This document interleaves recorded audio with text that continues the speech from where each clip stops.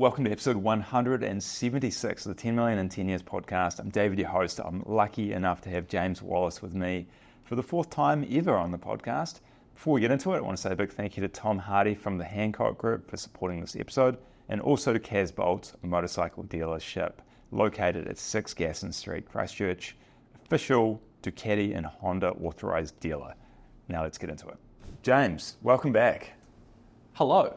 This is the fourth podcast we've done together. Yeah. Excluding yours, which is kind of cool. Yeah, 5. Yeah. I'm excited about this episode. Yeah, well, we have to beat the previous episodes. That's the one goal in life for you, right? Plus all the other podcasts ever that you've recorded. But as long as we beat my previous ones, that would be a good start. Okay. Yeah. Cool. Yeah. So where do we begin here? Since we last sat down, you've got a new suit. Yeah. Let's just start with that. I quite like it. It's a nice colour. Thanks, mate. Green. It's, leprechaun. Irish. Yeah. Does it have embroidery in it? No, it's unlined actually. Oh, man. Completely unlined. Super nice. Real comfortable. Yeah. Yeah? Yeah. It's a, yeah.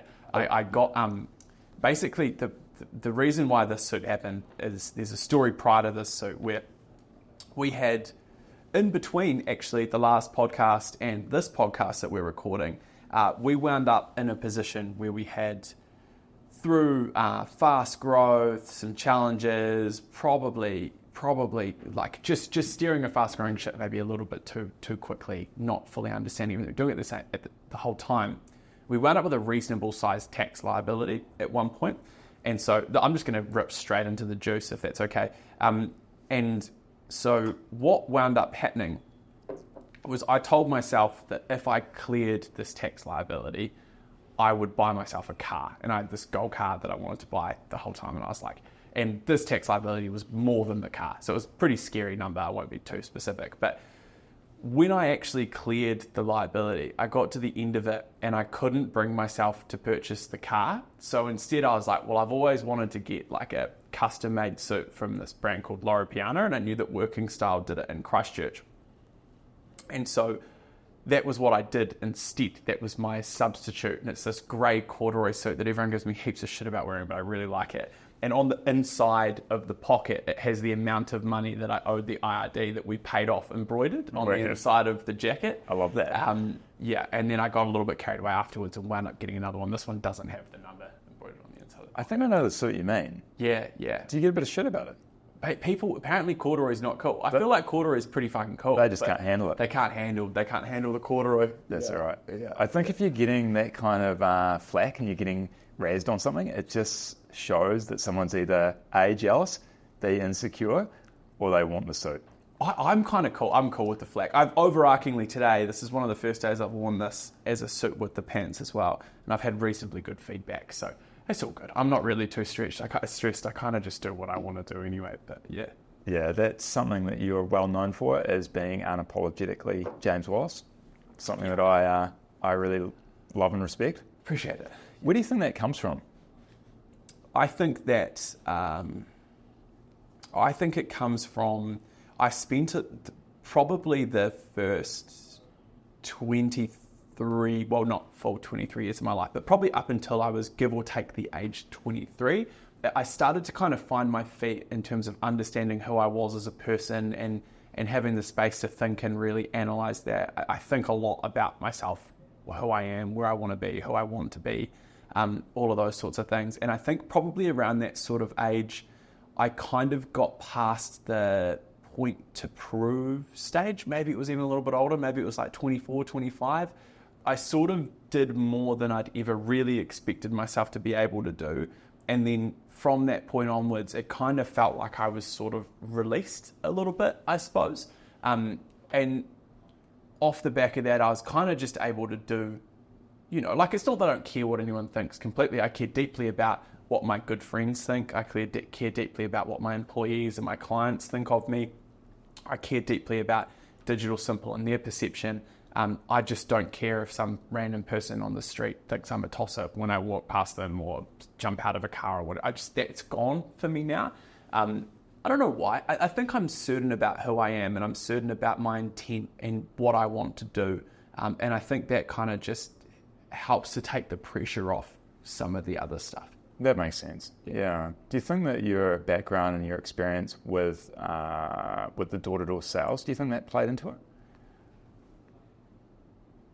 Maybe it made it worse. Like I was pretty insecure knocking on doors, and all my buddies were just at university drinking 4 days a week and having a great time, and I was walking around in the rain getting bitten by dogs and told to fuck off. So I think, I think, to be honest with you, like a lot of this is probably a little bit of like a retraction from like struggling with mental health and that sort of thing when I was younger, and then sort of going through this like full circle, almost soul-searching mission where I learnt about purpose and that like feeling good is not something that you get given, it's something that you earn, and understanding what's involved in earning it, and then going out and doing those things, and then going back to not doing the thing. Like it's this really long, like probably 10-ish years of kind of finding my footing and figuring things out.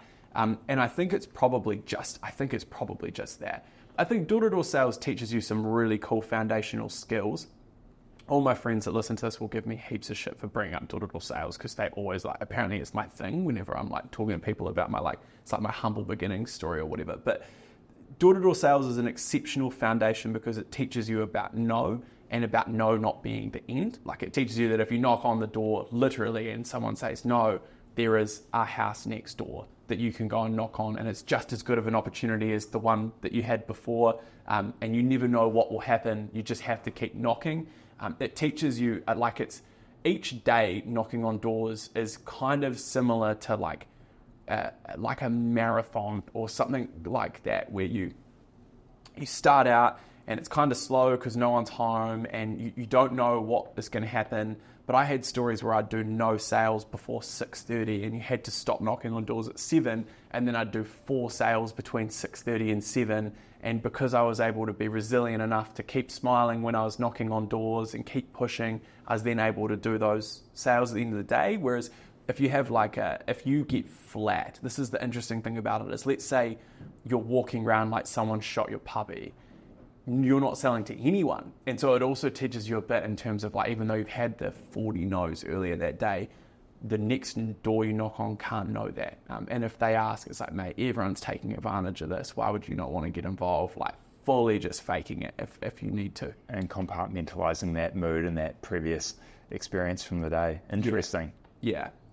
And I think through various experiences, like how I feel emotionally is playing less and less of a role in my decision making as time goes on. I think that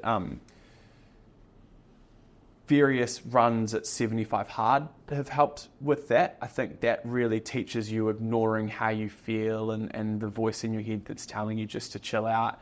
I think having a baby is harder than doing 4 75 Hards at the same time, and trying to do that while working and continue to not just maintain a business but grow a business at the same time and roll out new initiatives and things like that.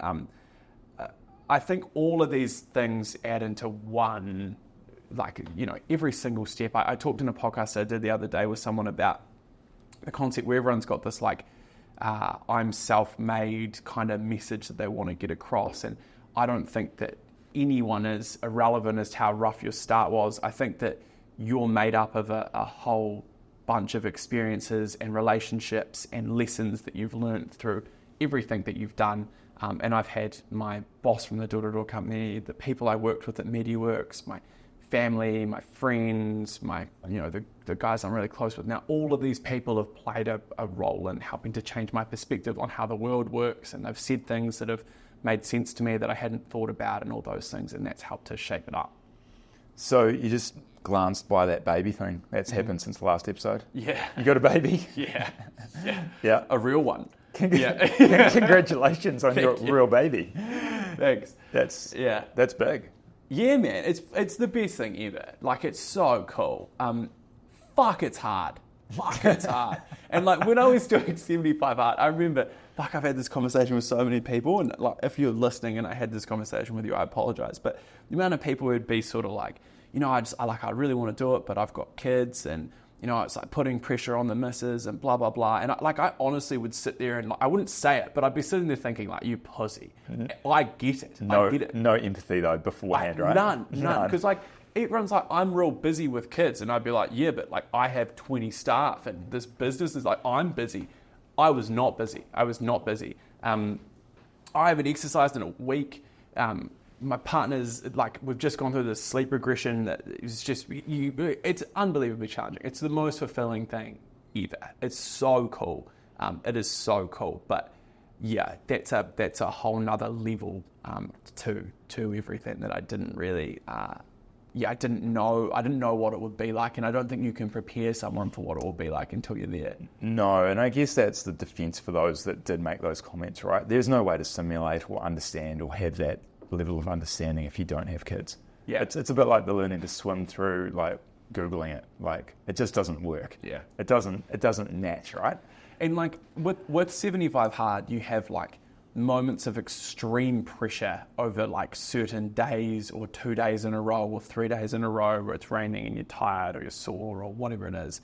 Having a kid is just like 24/7 pressure that just it just builds and builds and builds. And like just when you're like, man, I really need to like just catch up. I need to go to the gym. I need to do whatever it is.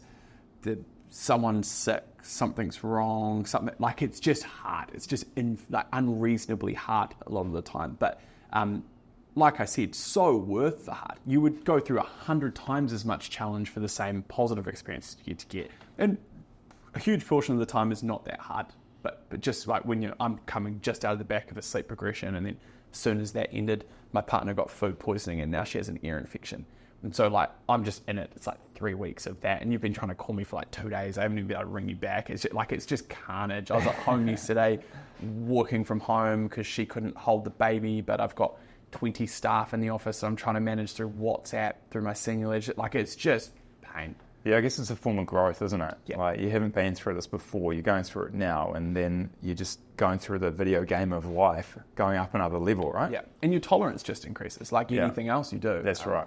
The one thing that is different is I used to sit in situations that I would find challenging, and I used to wish they were over or feel sorry for myself or have some sort of feeling along those lines. Like, I don't get that anymore. There was no point yesterday where I was like, I don't want to be doing this. I was just like, it's just what it is. I don't have any feelings towards it emotionally, which is I think helpful. I think, yeah. You probably just realise that it will pass. Yeah, you go through so many hard things. It's a season, it's just a moment in time, right? It's just part of it. Yeah. Jen doesn't like it so much when I just say, it'll pass, it'll be all good. You want to be mindful of your wording and the way you phrase things. Yeah, I'm too casual about stuff. That's definitely the problem. But it will, generally speaking. It will. When you mentioned mental health before, what does that mean to you now? What is the two words mental health? What does that conjure up when you hear those two words? It's complicated in my head when I think about this. So I know both sides of mental health. I think I know. So I think I have had some of the best experiences, some of the most fulfilling, awesome moments that out of any people I know at my age. I think I've had an awesome existence. I think I've probably had a lot of like the darkest experiences out of people that I know too, and that's been not just through business. Like if anything, business has kind of given me that fulfillment side, but prior to that, for me, managing mental health means feeling, I use the word fulfilled a lot. Like I don't think it's happy, because I don't think a lot of what's involved with feeling good about yourself is actually experiences that you're happy while you're doing them. I think it's stuff that you feel happy about afterwards. But I think it comes a lot from like having respect for yourself, having respect for the people around you. If you're a person who doesn't do what they say they're going to do, if you don't look after yourself, if you don't take pride in the way that you look, in the way that you present with people, in the way that you talk, if you aren't hard on yourself, you can't then turn around and be like, my mental health is bad. It's not your mental health, it's you. And I suppose that's probably a little bit of a direct, I mean, we were joking before about me saying some real out-of-pocket shit, but I suppose it's probably not a politically correct view around mental health, but it's from someone who understands both sides of it And I know that the way that I have fixed it for myself, and I would go as far as using that word, is just by being as close to the person that I want to be as I possibly can at all times. And then if you do that, you also get a whole bunch of really cool stuff on top of it. Like you get to buy that car that you've wanted, or you get to do that deal, or you get to do whatever. I also think it has to come from your core. I used to, and probably a part of why I've learned so much about selling is I used to pull a lot of my feel good from doing deals, for example. So while other people might have been doing drugs or drinking or doing something like that, I managed to shape it into kind of like healthy things that I still had an unhealthy relationship with, but at least it was like sell more, go to the gym more, drink more water, sleep better, like push myself physically. Like that was kind of what I managed to shape it to first. And then it just kind of went all the way across to like, just be the person you want to be. And it's really hard to be upset if you are that person. Things don't go your way, you lose that deal. You lost the deal being the person that you wanted to be. This goes wrong, this person doesn't like something you said. You did that being the person that you wanted to be. And so because of that, you don't then go away and kick at yourself about it so much. You're just like, I'm being the person that I've decided I am, that I want to be. This person didn't like it, it's okay. It probably goes all the way back to the like unapologetically yourself thing. It's like, it's not that I'm unapologetic about it, because if I said something that did offend someone, I actually wouldn't feel very good about it. Or if someone's listening to this and they're really down, they're in a bad spot, and they're like, James is telling me it's my fault that I feel like this.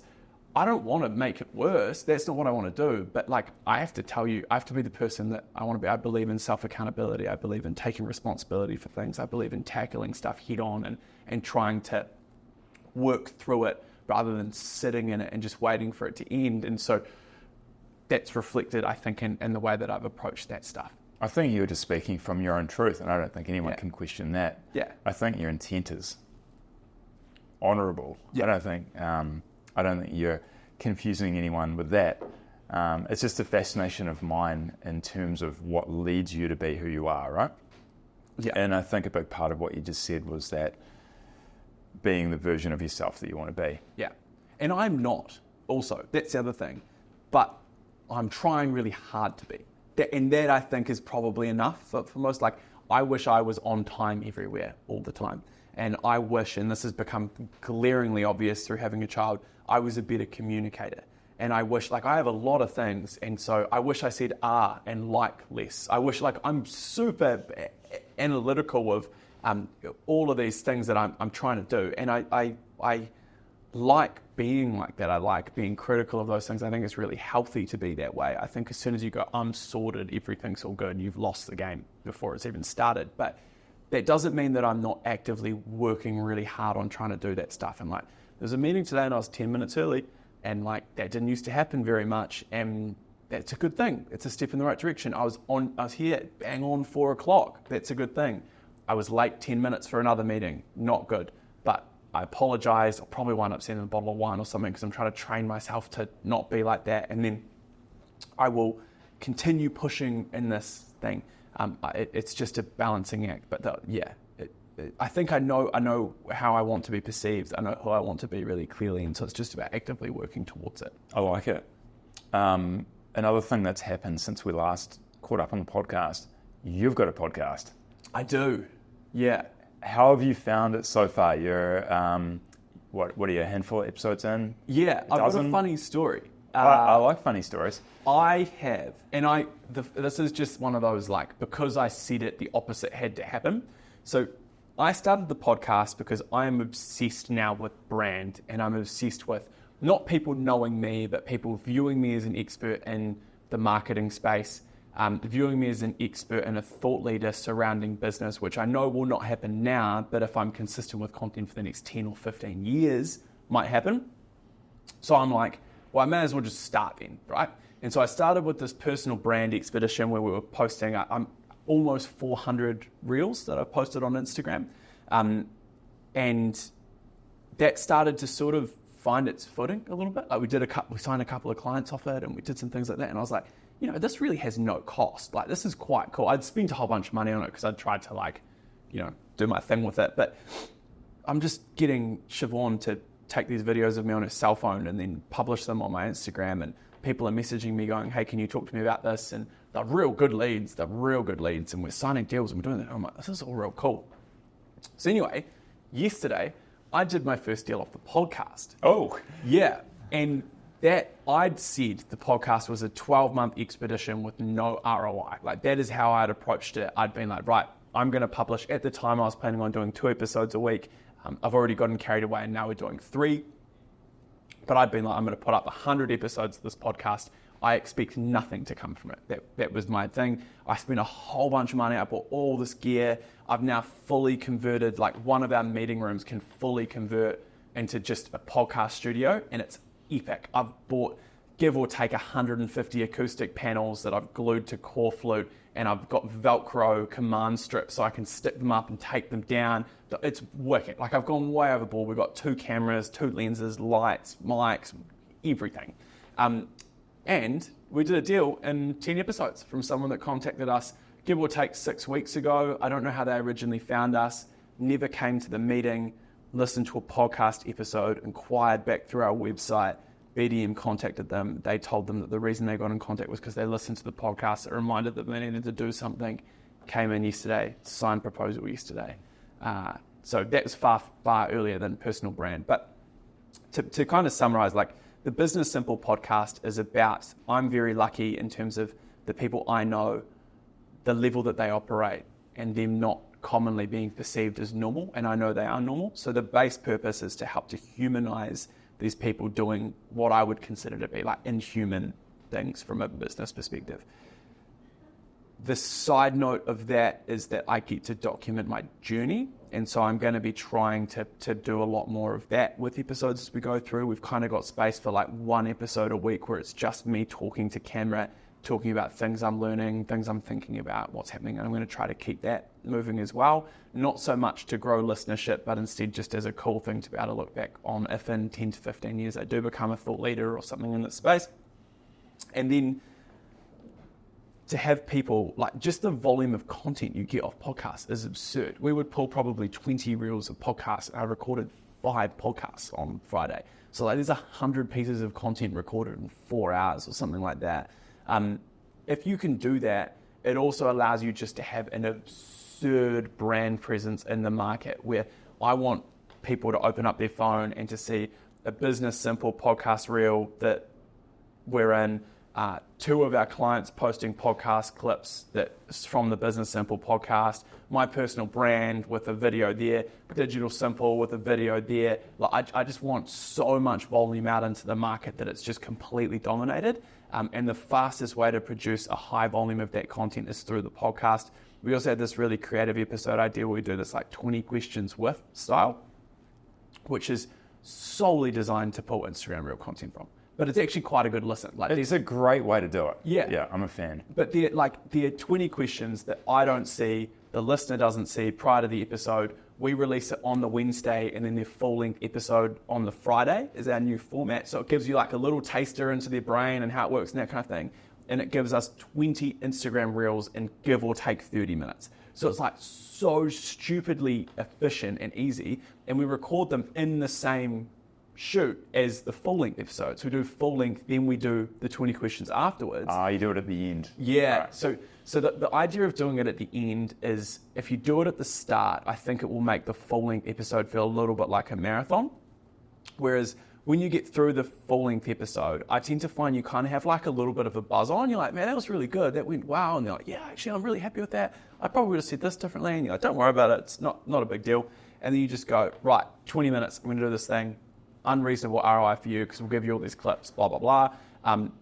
You got it on you? No, yeah. And so it's kind of like that. And then they can make sure that the themes from the full-length episode carry across into the 20 questions rather than vice versa, because the full-length episodes have more open-ended kind of comprehensive questions. There tends to be some double ups because my team write the 20 questions for me and then just give them, and I don't read them before the episode. Right. There's no format, there's no anything. It's just completely randomized. I love that. Yeah. That's really good. Yeah, I think it's a good move doing it at the end. You're both warmed up, you're both into a state of flow, and so it just makes sense. Because there's no rhythm to it. And so I think just doing it at the start would be sort of just like overwhelming. Jonky, right? Yeah. Yeah. Hey, so how did the podcast come to be? If we think about some accountability measures that may or may not have been in place? Yeah, so it was a dream of mine for a long time to have it set up. And I'd looked at various different ways of doing it, and I got really stuck with gear and blah, blah, blah.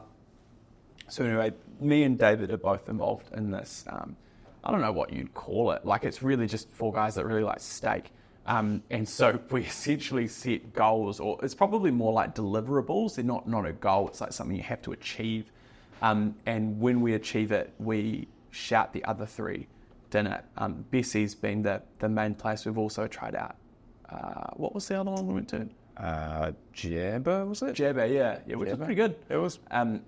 But it's just steak. It's just like celebrating the success. It just gives you something. And so what had basically happened is I started out with a goal that I was probably not really super aligned with what I'm actually working towards. And it was kind of, I was feeling a little bit distant from it. And David had checked his goal off, and Peter had checked his goal off, and Brent had checked his goal off. And so I'm like, well, I really need to pull weight here because I'm now being left behind. So I'm like, I want to start this podcast. This was probably, there was still maybe after the second dinner or something. I think at the second dinner I pitched the idea. I was like, I want to change my goal to launching this podcast because I have everything around me that I need except for the motivation to get it done because I'm prioritizing other stuff. And I think if I position this as then I will prioritize it. So basically, yeah, everyone agreed. Next dinner happens. I'm like, I really got to pull weight here. I've been 3 free steaks. And like, if you're wide like me, that doesn't sit very right. I'm like, this isn't how I like things to be. And I'm getting real. So anyway, I just wound up forcing it through. I booked 4 episodes or 3 episodes in. I was lucky that both you and Brett from the group joined. We'll get Peter on in a future one for sure. I have a shoot actually in the next week, so I might ask him about that. But then once I booked the people in, I had no choice but to figure the rest out. It wasn't like a perfect start. I have really high standards around, and I really wanted it to be awesome. And I think that it was a really solid first round. We've got a little mantra internally. Luke and Siobhan have kind of become my people that help me with it the most on the team, which is just like, we just want to be better every recording. That's our plan, and we want to try to keep that forever. And so whether that means we added those desk-mounted mic arms in the second recording, and then we added a whole bunch of extra acoustic panels in the most recent one. And some different lighting, and we noticed that behind the guest it's a little bit dark, so we're probably going to add an extra light and some more colourful plants behind, like small optimizations. But it's just a fun journey to go on. I don't actually really care if it ever leads to anything. I think that it's really awesome being able to take a lot of the people that you know and just sit down in a room with them and be like, how did you start? What's your story? What's this all about? And learn from them. It's really cool. I think it's really interesting how, just going back to that story there, the Bessie Night story, and how it was one of those goals that you had everything available to you, right? You had the guests, the equipment, the resourcing, the space, all these different components, right? But for whatever reason, there was something holding you back from executing. Yeah. And the Bessie Night steak was what did it. Isn't that interesting? Yeah, well, it just gave me that shunt, because it was hard and annoying to set it up. And I just it's just so easy to justify just not doing it, because I just can't really be bothered. It's hard and annoying, and I can't really be bothered doing something that's hard and annoying. So I basically I think I just needed that for the bump in the right direction that it gave me. You just get thinking about what else you could be potentially doing, right? At least that's where my brain goes. Yeah, for sure. We've got the same thing. We're experimenting a little bit with AI at the moment, and it takes an enormous amount of time. I spent 4 hours training an AI bot yesterday. Probably more, actually, because I did a whole bunch of later stuff at night as well. Maybe six. And various things. One associated with helping us from a sales perspective. One associated in helping us from interpreting ad data at scale quickly perspective. Not to make the decisions for us around what to do next, but to highlight potential outcomes to us. And I don't really have 4 hours, not at the moment, but I happen to be stuck at home because I was helping out with, stuck, probably not the word, but I happen to be at home. I don't really get an opportunity to not be interrupted for an hour and then another hour and then another hour and then another hour. So I was like, sweet, I know what I'm going to do. So I just went through and I audited every single ad account that we have live at the moment, every Facebook, every Google, everything.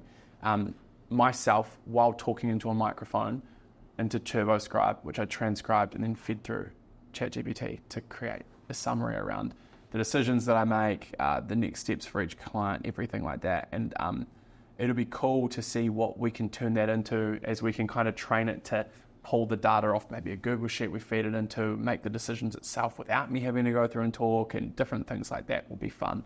Yeah, it'll be cool. Wow. Yeah. What's your prediction for AI in the near term, so say like 12 months? I think that when we talk about AI, there's a risk here. And just for starters, I by no means consider myself to be an expert in AI, just as a disclaimer before I get into this. But I think we need to stop referring to AI as AI because it leads us to believe that it operates independently and intelligently, which it doesn't. It's high-speed learning at scale and interpretation of data. But interpretation's even a stretch because you really need to tell it how to interpret the data. It will never think like you'll think. And so when you think about it from an ads perspective, how can you could never substitute out people from something that has so much nuance like advertising. Does it make you super efficient? Yeah, I think it was a quote from Amos actually, which was AI won't replace your business, but a business using AI will. That's probably the way that I'd summarize it the most. So what it's really good for is every Monday, each of my ads team have give or take, say 25 clients a piece. They go through every single one of those clients, every account, they note down stats, they come up with next changes, blah, blah, blah. It probably takes 4 hours a week for each of them, which is 10% of their week. I did all 100 odd clients in 4 hours yesterday by just talking and not taking notes and then getting AI to do it. And then I also got the AI to write work in progress update emails for all the customers, which my 2 account managers usually do on Monday afternoons, which probably take them 4 hours a piece. So you think you've pulled, 6 times 4, 24 hours of staff time into a 4 hour window? Cool, gives us an advantage. But then if you could get it to do that, so you just upload it to Google Sheet and just click go, real cool. Because now it's not with my 4 hours of time, it's with no time. All I think we can get it to do is point us towards this ad campaign has a low click-through rate, which would typically mean that the ad copy, creative headline is unengaging. Please review this, or this. I don't think it can do the thing I can do where I can look at a website or an image in an ad or something like that and just go, that won't be performing. And I don't need any stats. I can just open up and go, well, do this. And 9 out of 10 times it's going to improve the performance of what's happening. Put a button here, remove this text, do this, blah, blah, blah. I don't think it will operate intelligently and independently like that at any point in time. Maybe way, but short term, I don't think that that's going to happen. What it does give you an ability to do is it wrote 2 proposals and strategy documents for me. I did about a page of notes and thoughts, and I gave some competitor websites, and I did some things like that, and I just punched in go, and it just did everything. And you can instruct it to use New Zealand language, not to look like AI. You can literally tell it to not write like itself, and it will do it. You can control it. So I just think it's a tool that I want to see leveraged. I don't want to see it abused by my team because it can make you super lazy. And like I said, you need to train that thought, because that is actually our special sauce. It's like you could just bring me any random person off the street with a laptop that has a business that's running Facebook ads, and I could be like, you need to do this, and this. This is what your outcome's going to be. You show me their ad, I could probably guess their cost per lead to within a 20% margin. That won't be replaced, and I don't want to replace that. I just want to help the team be more efficient and get that 4 hours back on Monday so that they can then spend more time on the accounts again. 10% means we can add 10% more clients on board, or we can do something like that. Yeah. It's another tool in the toolkit. Yeah. Even, as you say, the terminology, right? Artificial. Is it artificial? Is it at the level that you could even deem it to be artificial? Like even the word doesn't really make sense. It's not really representative of what it is. Yeah. So and intelligence. It's not actually intelligent. Because intelligent implies that it has like free thought. it's independent thought, yeah. Yeah, And that's years away, right? Yeah. Apparently. Yeah. Years and years away. But algorithmic learning off the charts, faster than anything ever. 100%. Yeah. So it's just once again, I think understanding what it is truly, not treating it like a gimmick, treating it like a tool. That's probably where the advantage comes with it. Yeah, it's a topic that has come up often in these podcasts, so it's just interesting getting different people's take on it, their use case. That's just interesting to me. Yeah. Yeah. Also, some professions it probably has a chance of replacing. Like if you go, and not replacing, but like making it efficient to the point where like instead of 10 staff, you will need one kind of thing. Like writes code real well. I can't write code, but I can use ChatGPT. So like that's hard. I think like lawyers and stuff, I know that industry is under threat by it, just because it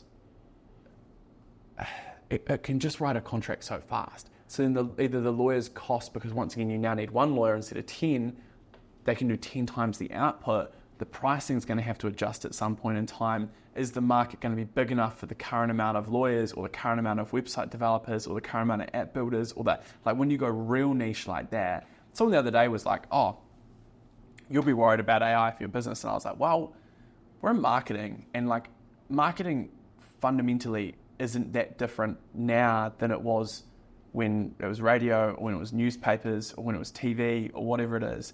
The good marketers focus more on human psychology than clicking buttons. The same way as they focus more on human psychology than what radio station they advertised on or what they said in their print ad or things like that. It's the persuasion thing that is important. So, and I don't understand how it can catch up to that very quickly. Not until it gets to that stage of actually being independently capable of thinking. Yeah. And you know, as I say, I think it's 10 years. Who knows, right? Who knows? Yeah. Who knows? But I guess what you refer to in terms of nuance is that most things do have that. I was watching this video last night. I was well and truly deep down the YouTube vortex. Mm-hmm. And I was watching this mining site in Australia, and they've got like these 6 bulldozers just operating through two operators. They're operating remotely. And so that's the prime example, right? Yeah. That would have historically been 6 drivers, but now it's down to 1 or 2. Yeah. So exactly as you say. Yeah. Yeah. Yeah. It's efficiency. Efficiency. Yep. Yeah. Bessie Night podcast. You got a beard? That's new. It's pretty weak. I'm trying. What motivated that? Anything? You know, this is real stupid. I've always wanted one. I don't know what it is. And I feel like I just unlocked it when I became a dad. Like I've tried heaps of times. Honestly, I have. And it hasn't worked. And then like by unlocked, I mean like a real shitty 60% unlocked. But like, I think this is almost passable. It's almost an actual beard, you know. It's getting there. I'm probably just, I don't want it to be like real, you know, but I think I'm probably just, probably just hanging on to the thought that I can actually do it now a little bit more than really care about any other part of it. It's just been like, since I was real young, I've always been real jealous of my mates that could grow them and shit. So yeah, just try and it'd feel a little while now. I'd be over a month into growing it. So see how it goes. You're just going to lean in. Just got to lean in. Is 75 hard on the cards in the next 2 years? I would like another challenge that involves some sort of physicality and has the same feedback loop that 75 hard has. I've had preliminary approval from my lovely fiance to do a Muay Thai fight next year. That's on the cards. That's probably more exciting to me. I've done 75 hard 3 times. I've always had this other idea of like this 365 hard thing, which I sort of had a bit of a run at, but it didn't go very well. I think I bit off a little bit more than I could chew there, but that's the idea of just doing all the rules for a year. That interests me probably a little bit more, like doing some sort of monk mode thing. I think it will be post, if I ever sold Digital Simple and I was going to go off and start like another business in a separate space, I think I like this monk mode idea. I did it for 6 months and I didn't drink, like I completely detoxed my brain. I didn't drink, nothing any more of a substance than like Nurofen, like no nicotine, no anything, read books, spent time by myself like that. It was really, really good for me. And so I like the idea of doing something like that on a bigger scale and longer. So I think I'd probably review something like that. But I think the idea of being the like skinny, weak, runty kid through to doing something challenging like a fight or something like that really interests me. It would just be like a nice full circular type thing for me. So that's probably more something I think I'll do mid next year. Real good, solid, like 6-month fight camp, and then something like that would be quite cool. How does that work? Do you schedule when you want to have the fight and then you get matched up with an opponent? No, you just go find someone on the street. No, just walk out, walk around. You could do that. You would basically let your well, for me, I'd let my coach know, like, and I've sort of said to him, look, I've kind of had preliminary approval and it's, nothing's been formally signed off, but been told this will be okay. I was supposed to fight this year, but it didn't work out, just with Jen being pregnant / newborn and stuff like that. You have to, this is something that I'm learning is, to get to where I've gotten to, I've had to be quite selfish at points, and not from a not caring about other people perspective, but from a what I need to do to maintain my rhythm and momentum and manage my, well-being and stuff like that has to be priority number one. And so that's probably not made me the best boyfriend / in the past friend, all those sorts of things. I'm not really the guy who'll like message you every morning like, hey bro, I hope you're doing good. Like it's just not been me. And so that's what's got me to here. But this next stage of my life probably involves me being 4th on the list of priorities or 5th on the list of priorities behind Jen and behind Archie and behind the business and behind all of those sorts of things. Because the business is now bigger than I am.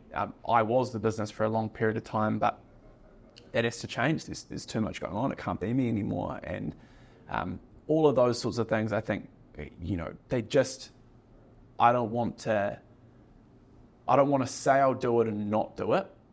But I also understand that even though I want to do it and will be willing to do what it takes to do it, it may not be the right thing to do. And that just makes it really complicated. It makes sense though. Yeah. Yeah. I know your time's been a little bit strained lately, but is there any standout piece of content that's caught your eye lately? Whether it's a book, podcast, channel, you name it. Advice, quote, individual. I have been listening to a lot of Diary of a CEO. I'll tell you what was real good. It's 8 hours of total listening. Everyone that listens to this should listen to Andrew Huberman's Diary of a CEO and Modern Wisdom episode. He did a 4-hour episode, like one's 3.5 hours, one's 4 hours, right? So they're heavy. I don't think he overlapped once on a topic across both of them. Like it's just like an audiobook. It was sick. And that guy's so smart. But what I really liked about those is typically when you hear from him, it's from like a science perspective. He was quite vulnerable in who he is. He had some dramas earlier in the year and some things that would have been challenging for him to go through, and he's really transparent and open about those on one of the episodes. Obviously heaps of scientific like banger information because Andrew Huberman has no ability to not do that, but it was that because of the length of the episodes, they were just really, really cool. They were awesome. That's probably it, I'd say, at the moment. Obviously I'm a little bit biased, but I've been actually quite enjoying listening to the Business Simple stuff as we've been releasing it. And I've been trying to prioritize doing that just to be critical of myself and hear the way that I speak and what I say. And I'm conscious of the level of, and hopefully I haven't done it too bad in this episode, but I'm a bit tired. I can't even remember. the R's, the likes, the ums. I want to delete them from the way that I talk. I want to get more comfortable in pauses and silence. I think that's the right thing to do to increase the way that I sound when I communicate. Do you feel that your communication ability has improved since starting the podcast? Well, I can listen back on myself talking now. So Yes. at least from a consciousness, like I'm consciously incompetent now.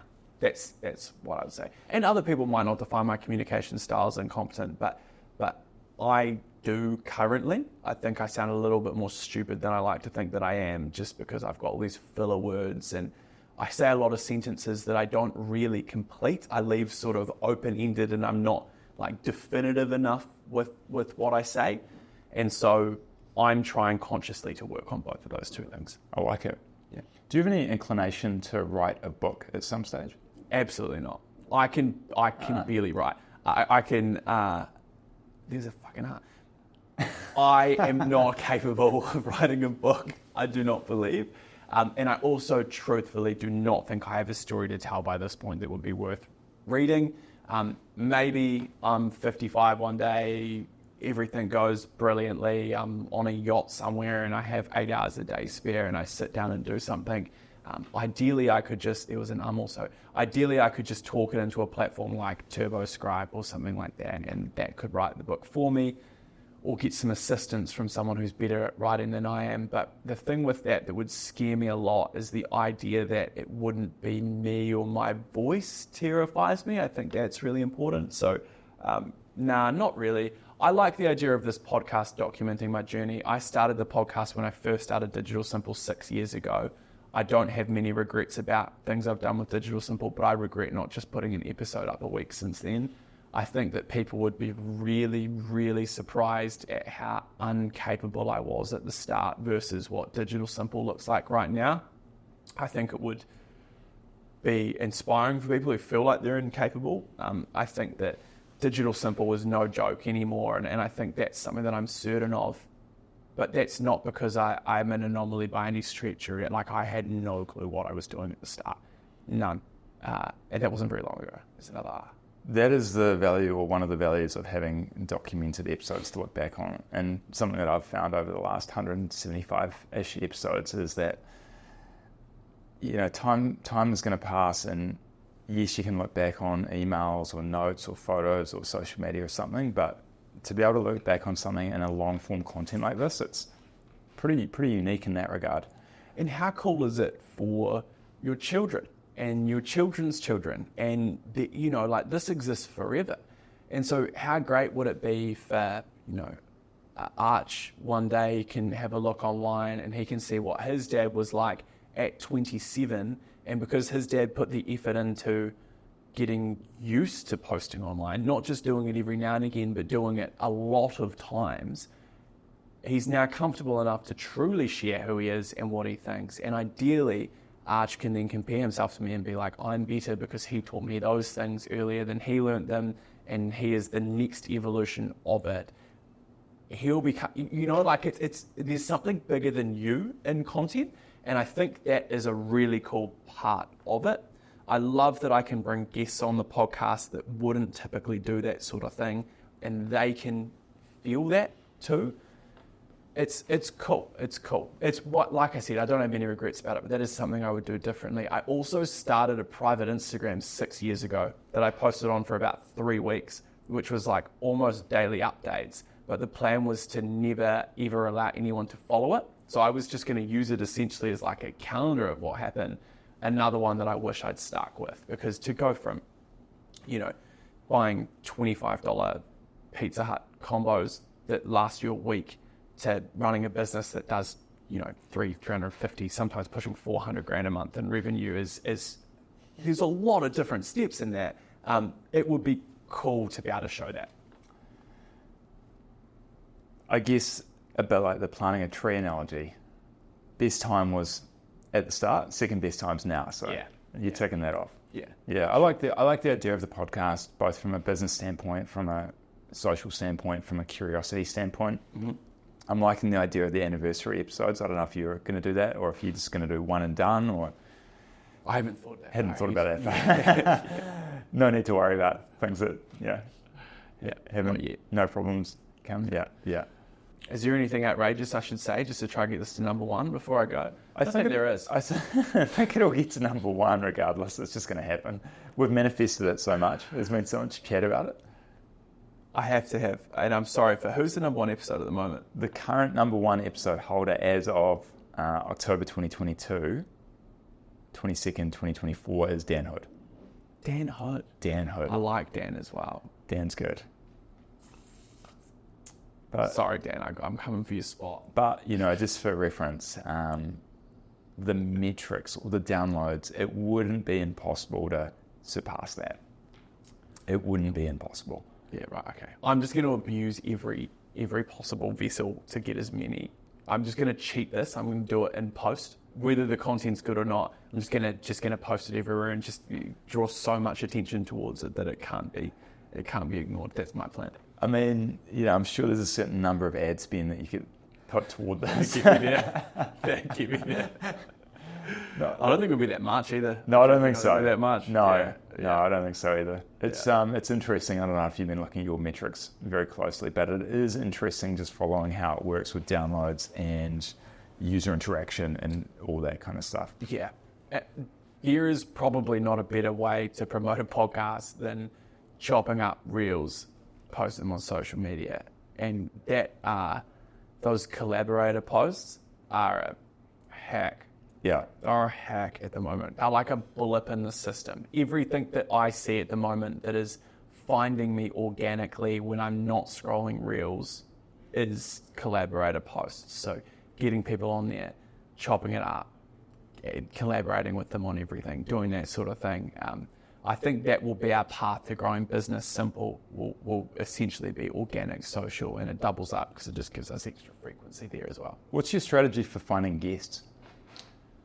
I know heaps of people, so I just want to start there.